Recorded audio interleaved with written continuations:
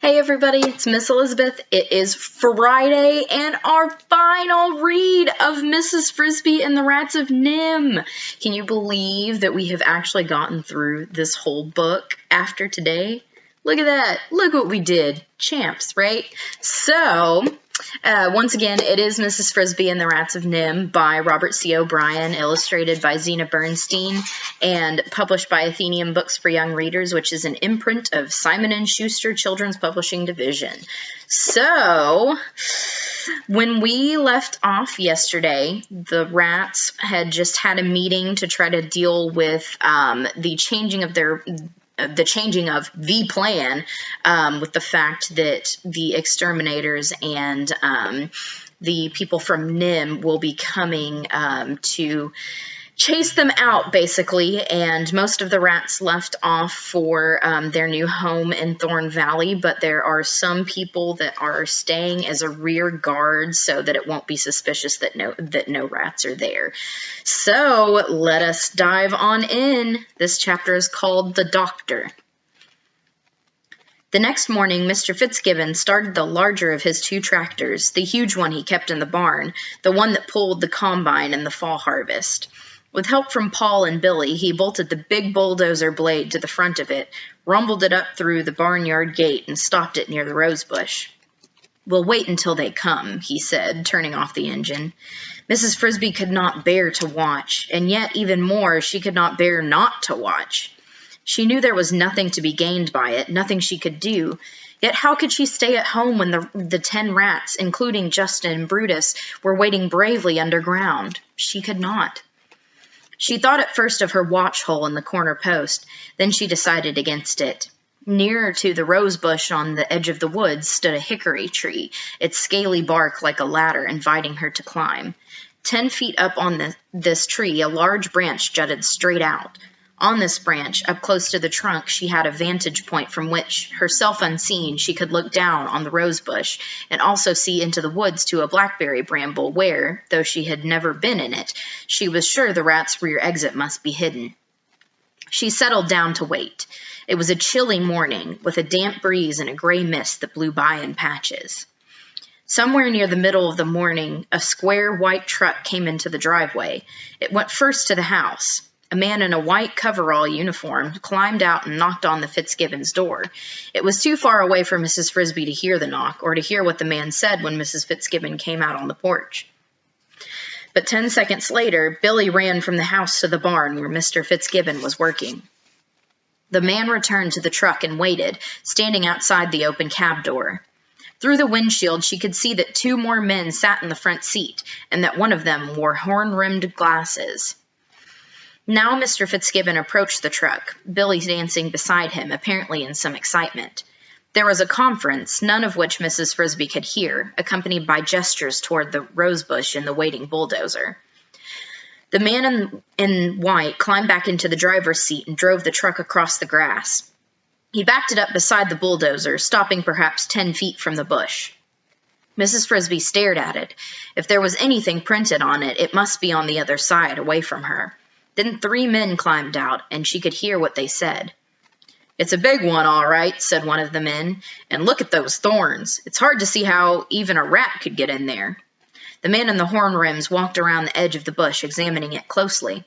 He bent over. "Look at this," he said. "There's the entrance hole, very neatly hidden, and look behind it, a path leading in." He turned to Mr. Fitzgibbon, who had walked up with Billy. "You were right. You'll need to bulldoze it. It would take us all day to hack our way in there. Then cut it off just at the surface if you can. If you dig too deep and open the hole, they'll get away." He added, "You better tell the boys to keep back. We'll be using cyanide, and it's dangerous." Billy, after some argument, was dispatched to the back porch, where Mrs. Fitzgibbon was also watching. One of the men had walked around to the far side of the bush, the side near Mrs. Frisby's tree. "Doc," he called, "here's another entrance in the bush, and there's a hole just inside it." Doc was the man in the horn rims. He was a doctor. Mrs. Frisby thought, Doctor somebody. He was in charge. "Can you get at it?" he asked. "Not very well. Too many thorns."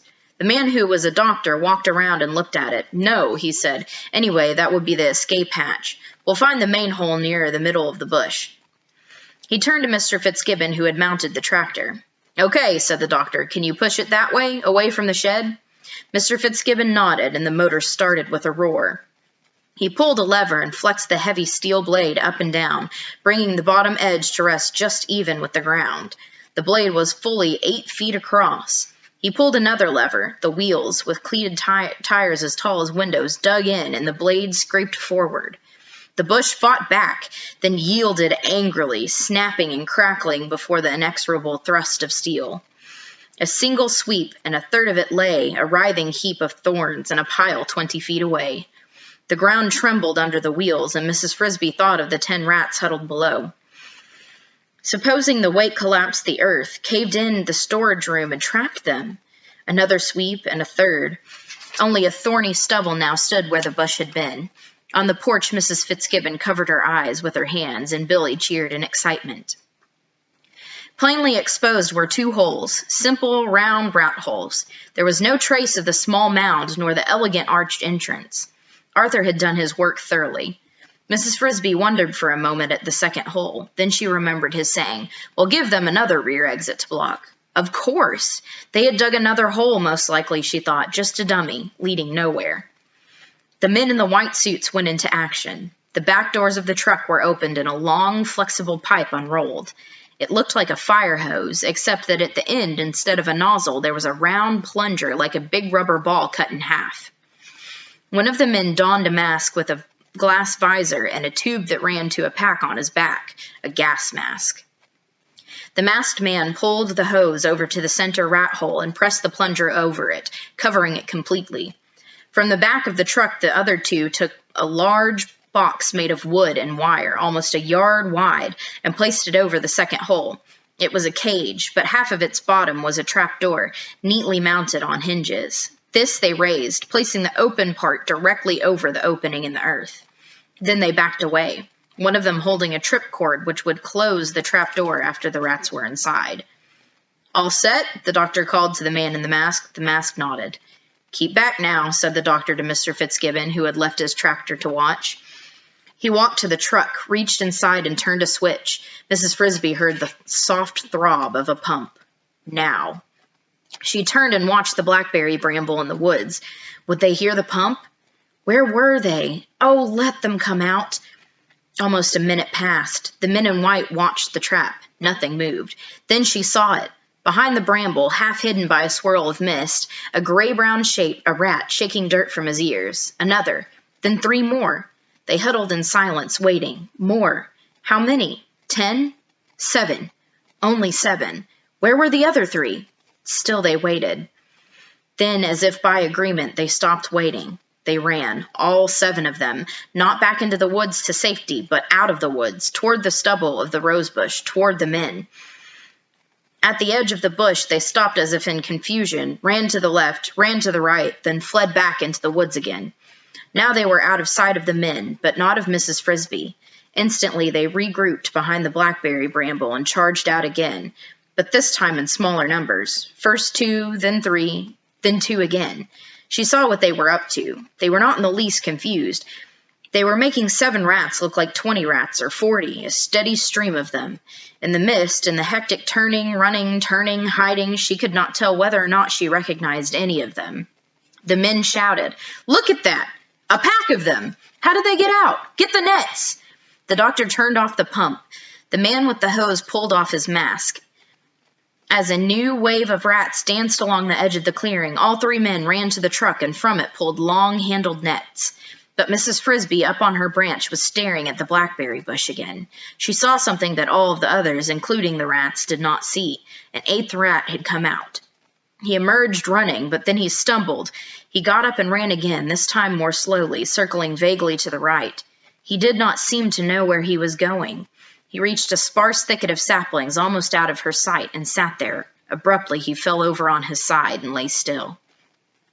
Meanwhile, all 3 men, holding their nets low, ran across the stubble toward the parade of rats.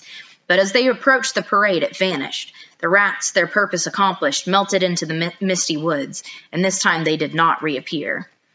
Mrs. Frisby watched them as they loped away swiftly in single file and disappeared from her view, back into the deep forest and up the mountainside. The rear guard was gone, bound for Thorn Valley.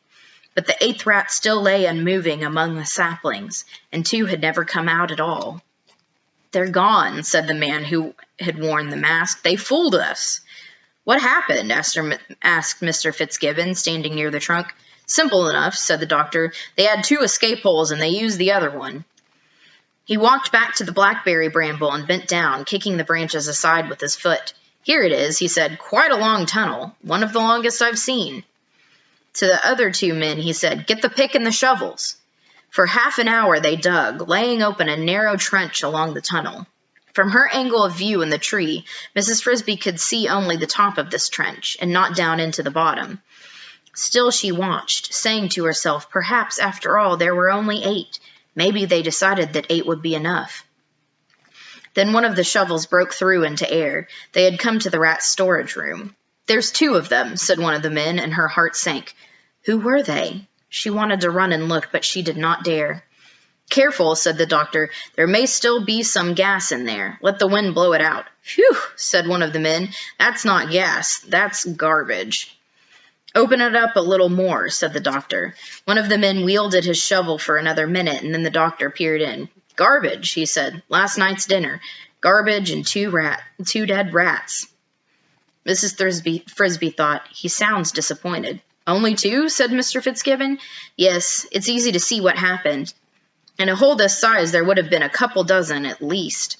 But these 2 must have been up at the front, near the tunnel. They got a whiff of the gas, and it killed them. But before they died, they must have warned the others, so the rest ran out." "Warned them?" said Mr. Fitzgibbon. "Could they do that?" "Yes," said the doctor. "They're intelligent animals. Some can do a great deal more than that." But he did not elaborate. Instead, he turned to one of the men. "We might as well take these 2 back with us." From the truck, the man produced a white paper sack and a pair of plastic gloves. He pulled the gloves on, reached into the hole, and placed the 2 dead rats into the sack. He did this with his back to Mrs. Frisby, so that she never even got a glimpse of them. "All right," said the doctor. "Let's close it up." They shoveled the dirt back into the trench and returned to the truck. "You'll let me know if they have rabies?" said Mr. Fitzgibbon. "Rabies?" said the doctor. "Yes, of course. But I doubt it. They look perfectly healthy." Perfectly healthy, thought Mrs. Frisby sadly, except for being dead. She looked into the woods, over toward the saplings where the other rat lay. Was he, too, now dead? To her surprise, she saw that he was moving. Or was he? In the mist it was hard to tell, but something had moved. After the truck had left, Mr. Fitzgibbon stood looking at the ruin of the rosebush. He seemed vaguely puzzled and disappointed. He must be wondering, she thought, whether it had been worth it just to exterminate 2 rats. He had no way of knowing, of course, that all the rest were also gone and would not return, that his grain loft was safe. In a moment he turned and walked to the house. As soon as he was safely gone, Mrs. Frisby scurried down from her tree and into the woods. On the ground she could no longer see the rat or the thicket where he lay, but she knew the direction and she ran. Around a stump, over a mound of leaves, past a cedar tree, there were the saplings, and there lay the rat, still on his side. It was Brutus. Beside him, futilely trying to move him, stood Mr. Ages. She reached him, breathless from her run. "Is he dead?" "No, he's unconscious, but he's alive and breathing. I think he'll revive if I can just get him to swallow this." Mr. Ages indicated a small corked bottle, no bigger than a thimble, on the ground beside him. "What is it?" "An antidote for the poison. We thought this might happen, so we got it ready last night. He got just a little of the gas, made it this far, and then collapsed. Help me lift his head." Mr. Ages had been unable to lift Brutus's head and the bottle at the same time. Now, with Mrs. Frisby's help, he forced open Brutus's mouth and poured in just a few drops of the smoky liquid the bottle contained. In a few seconds, Brutus made a gulping noise, swallowed hard, and spoke. "It's dark," he said. "I can't see." "Open your eyes," said Mr. Ages. Brutus opened them and looked around. "I'm out," he said. "How did I get here?" "Don't you remember?" "No. Wait. Yes. I was in the hole. I smelled gas, an awful choking sweet smell. I tried to run, but I stumbled over somebody lying on the floor, and I fell down. I must have breathed some of the gas. I couldn't get up. And then I heard the others running past me. I couldn't see them. It was darker than night. Then one of them ran into me and stopped. He pulled me up, and I tried to run again, but I was too dizzy. I kept falling. The other one helped me up again, and I went a few steps more. He kept pulling me and then pushing, and somehow, finally, I got to the end of the tunnel. I saw daylight, and the air smelled better, but there was nobody else there. I thought the others must have left, so I ran a little farther, and that's all I remember." Mrs. Frisby said, "What about the one who helped you?" "I don't know who it was. I couldn't see, and he didn't speak at all. I suppose he was trying to hold his breath. When we got near the end and I could see daylight, he gave me one last shove toward it, and then he turned back." "He went back?" "Yes. You see, there was still one rat back in there, the one I stumbled over. I think he went back to help that one." "Whoever he was," said Mrs. Frisby, "he never came out. He died in there." "Whoever he was," said Mr. Ages, "he was brave." Epilogue, which, if you guys didn't know, is just kind of a fancy word for a story that is after kind of an ending, a little bit of a wrapping up of the story. So this is the last. A few days later, early in the morning, the plow came through the garden. Mrs. Frisby heard the chug of the tractor and the soft scrape of the steel against the earth. She watched from just inside her front door, fearfully at first, but then with growing confidence. The owl and the rats had calculated wisely, and the nearest furrow was more than 2 feet from her house. Behind the plow, in the moist and shining soil, the rudely upturned red-brown earthworms writhed in a frenzy to rebury themselves. Hopping along each furrow, a flock of spring robins tried to catch them before they slid from sight. And when the plowing was done, and the worms had all disappeared, either eaten or safely underground, Mr. Fitzgibbon came back with the harrow, breaking down the furrows, and turned them all up again. It was a good day for the robins. After the harrow, for the next 2 days, came the Fitzgibbons themselves, all 4 of them with hoes and bags of seeds, planting lettuce, beans, spinach, potatoes, corn, and mustard greens. Mrs. Frisby and her family kept out of sight. Thoughtfully, Brutus and Arthur had dug their doorway behind a tuft of grass so that not even Billy noticed it.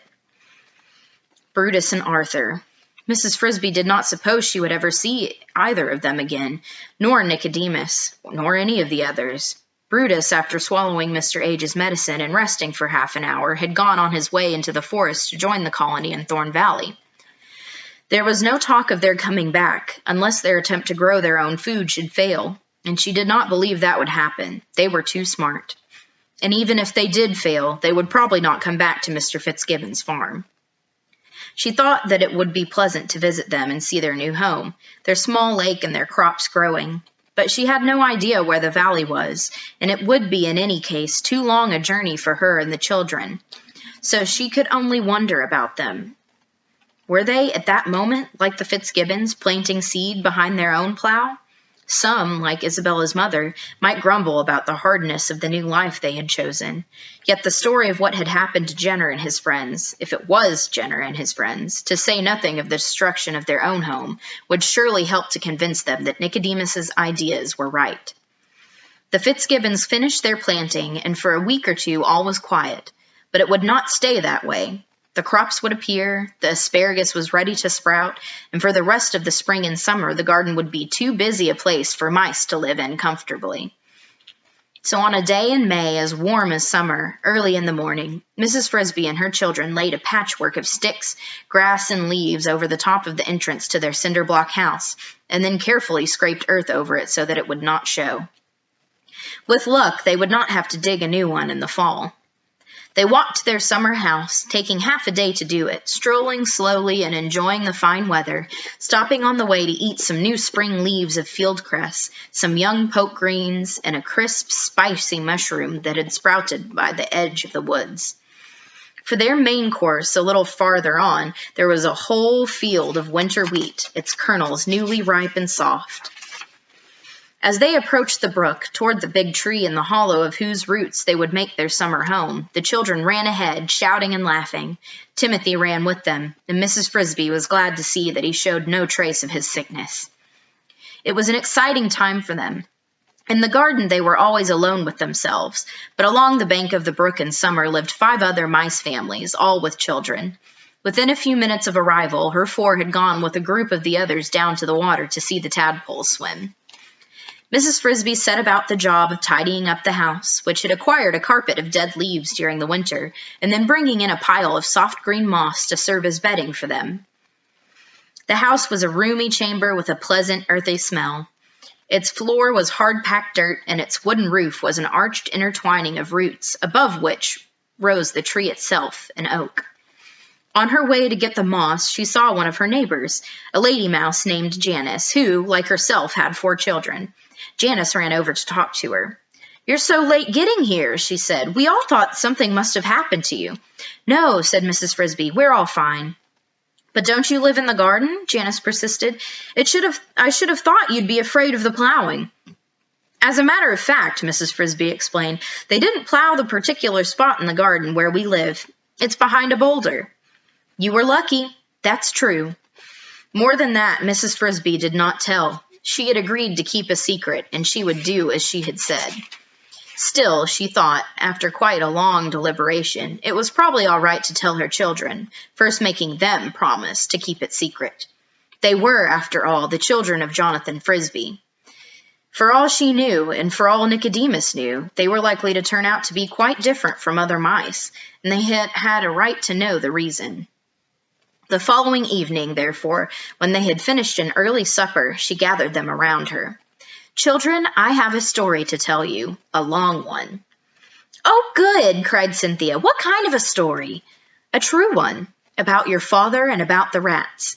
"How can it be about father and the rats?" Teresa asked. "Because he was a friend of theirs." "He was?" said Martin incredulously. "I never knew that." "It was mostly before you were born." To everyone's surprise, Timothy said, "I thought he might be. I think Mr. Aegis was, too." "How did you know that?" "I didn't know it. I just thought it.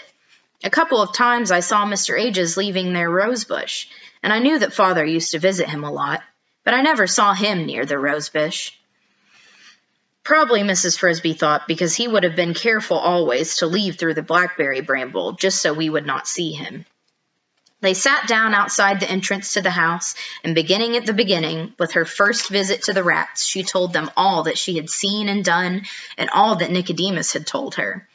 It took a long time to tell it, and as she talked the sun sank low, turning the sky red and lighting the tops of the mountains, beyond which, somewhere, the rats of NIMH were living.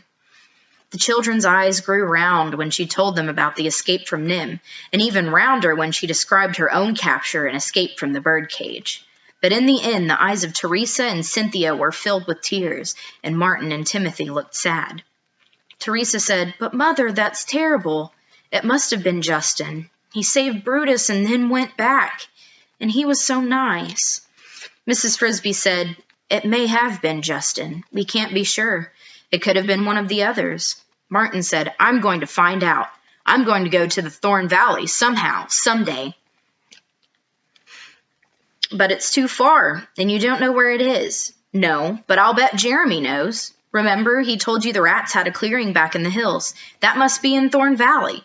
He thought about this for a minute. Then he added, "He might even fly me there on his back, the way he did you."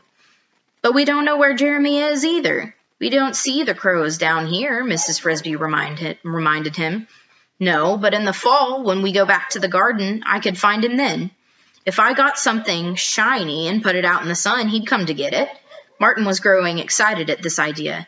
"Oh, Mother, may I?" "I don't know. I doubt that the rats will want visitors from the outside. They wouldn't mind. After all, you helped them, and so did Father, and I wouldn't do any harm." "It's not something we have to decide tonight," said Mrs. Frisby. "I'll think about it, and now it's late. It's time for bed." The sun had set. They were into the house and lay down on the soft moss that Mrs. Frisby had placed on the floor of their room under the roots. Outside, the brook swam quietly through the woods, and up above them the warm wind blew through the newly opened leaves of the big oak tree. They went to sleep. All right. That's it, friends.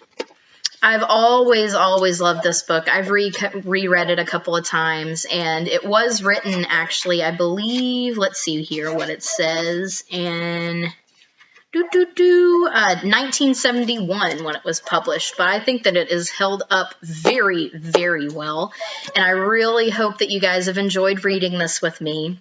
I know that I've really enjoyed sharing it with you, and I am going to have a new story for you guys starting next week.